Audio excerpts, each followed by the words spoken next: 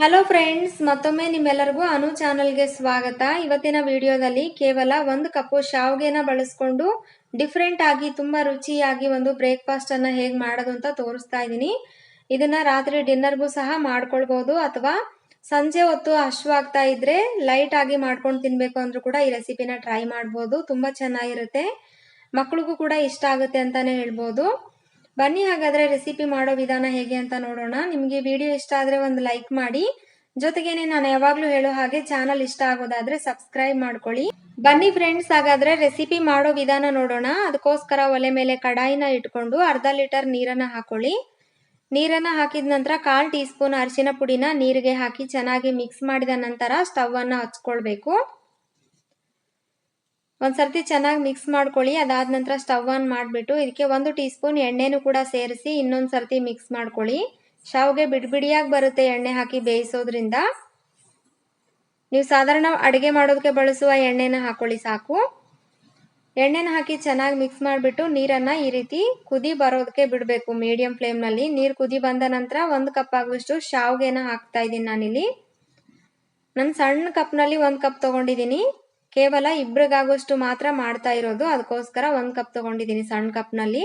ನಾವೀಗ ಮೀಡಿಯಂ ಫ್ಲೇಮ್ನಲ್ಲಿ ಇಟ್ಕೊಂಡು ಈ ರೀತಿ ಶಾವಿಗೆ ಬೇಯಿಸ್ಕೊಳ್ಬೇಕು. ಮಧ್ಯೆ ಮಿಕ್ಸ್ ಮಾಡ್ತಾ ಶಾವಿಗೆ ಇಷ್ಟು ಬೇಯೋವರೆಗೂ ಬೇಯಿಸಿದ್ರೆ ಸಾಕು.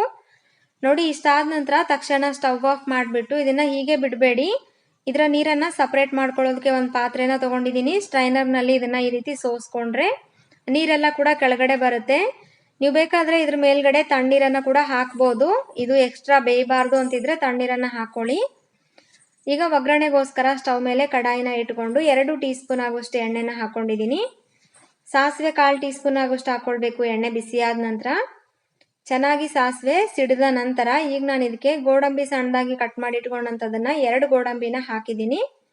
ಜಾಸ್ತಿ ಬೇಕಾದ್ರೂ ಕೂಡ ಹಾಕೊಳ್ಬೋದು. ಮತ್ತೆ ನಾನು ಒಗ್ಗರಣೆಗೆ ಜೀರಿಗೆ ಉದ್ದಿನ ಬೇಳೆಯನ್ನು ಬಳಸಿಲ್ಲ, ನೀವು ಬೇಕಾದ್ರೆ ಹಾಕೊಳ್ಳಿ. ಹಸಿ ಕರಿಬೇವು ಸ್ವಲ್ಪ, ಮತ್ತೆ ಹಸಿ ಮೆಣಸಿನಕಾಯಿ 3 ಕಟ್ ಮಾಡಿ ಹಾಕೊಂಡಿದ್ದೀನಿ ರೌಂಡ್ ಆಗಿ.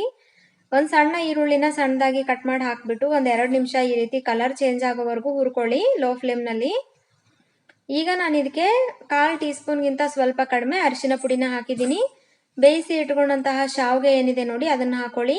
ನಂತರ ಕಟ್ ಮಾಡಿ ಇಟ್ಕೊಂಡಂತಹ ಹಸಿ ಕೊತ್ತಂಬರಿ ಸೊಪ್ಪು, ರುಚಿಗೆ ತಕ್ಕಷ್ಟು ಉಪ್ಪನ್ನು ಹಾಕಿ ಚೆನ್ನಾಗಿ 1 ನಿಮಿಷದವರೆಗೂ ಮೀಡಿಯಂ ಫ್ಲೇಮ್ನಲ್ಲಿ ಇಟ್ಟು ಮಿಕ್ಸ್ ಮಾಡಬೇಕು. ಈ ರೀತಿ ಮಿಕ್ಸ್ ಮಾಡಿದ ನಂತರ ಒಂದು ಕೈನಲ್ಲಿ ನನ್ನ ಕೈ ಹಿಡಿಯಲ್ಲಿ ಅರ್ಧ ಕೈ ಹಿಡಿ ಆಗುವಷ್ಟು ಹಸಿ ತೆಂಗಿನಕಾಯಿನ ಹಾಕೊಂಡಿದ್ದೀನಿ ತುರಿದ್ಬಿಟ್ಟು. ಮತ್ತೆ 1/4 ಭಾಗದಷ್ಟು ನಿಂಬೆ ಹಣ್ಣಿನ ರಸವನ್ನ ಹಿಂಡಿದ್ರೆ ಸಾಕು. ನಾನು ಜಾಸ್ತಿ ಹುಳಿಯಾಗಿ ಮಾಡ್ತಾ ಇಲ್ಲ, ಅದಕ್ಕೋಸ್ಕರ 1/4 ಭಾಗದಷ್ಟು ಮಾತ್ರ ನಿಂಬೆ ಹಣ್ಣಿನ ರಸನ ಬಳಸಿರೋದು. ಜಾಸ್ತಿ ಬೇಕಾದ್ರೆ ಅರ್ಧ ನಿಂಬೆ ಹಣ್ಣಿನ ರಸವನ್ನ ನೀವು ಹಾಕೊಳ್ಬಹುದು. ನಿಂಬೆ ಹಣ್ಣಿನ ರಸ, ಹಸಿ ತೆಂಗಿನಕಾಯಿ ತುರಿನ ಹಾಕಿ 1 ನಿಮಿಷದವರೆಗೂ ಚೆನ್ನಾಗಿ ಮಿಕ್ಸ್ ಮಾಡಿ ನಂತರ ಸ್ಟವ್ ಆಫ್ ಮಾಡ್ಕೊಂಡ್ರೆ ರುಚಿಯಾದ ಬಿಡಿಯಾದಂತಹ ಸುಲಭವಾಗಿ ಮಾಡ್ಬೋದಾದಂತಹ ಶಾವಿಗೆ ಉಪ್ಪಿಟ್ಟು ರೆಡಿಯಾಗುತ್ತೆ. ತುಂಬಾನೇ ರುಚಿಯಾಗಿ ಬಂದಿತ್ತು. ಖಂಡಿತ ಈ ವಿಧಾನದಲ್ಲಿ ಒಂದ್ಸರ್ತಿ ಶಾವಿಗೆ ಉಪ್ಪಿಟ್ಟನ್ನ ಮಾಡಿ ನೋಡಿ. ನಾನು ಆಗ್ಲೇ ಹೇಳಿದಾಗೆ ಒಗ್ಗರಣೆಗೆ ನಿಮ್ಗೆ ಇಷ್ಟ ಇರುವ ಪದಾರ್ಥಗಳನ್ನೆಲ್ಲ ಹಾಕೊಳ್ಬಹುದು. ಟ್ರೈ ಮಾಡಿ ನೋಡಿದ ನಂತರ ನಿಮ್ಮ ಅಭಿಪ್ರಾಯನ ಕಮೆಂಟ್ ಮಾಡಿ. ವಿಡಿಯೋ ಇಷ್ಟ ಆದ್ರೆ ಲೈಕ್ ಮಾಡಿ, ಚಾನಲ್ ಅನ್ನ ಸಬ್ಸ್ಕ್ರೈಬ್ ಆಗಿ. Thank you.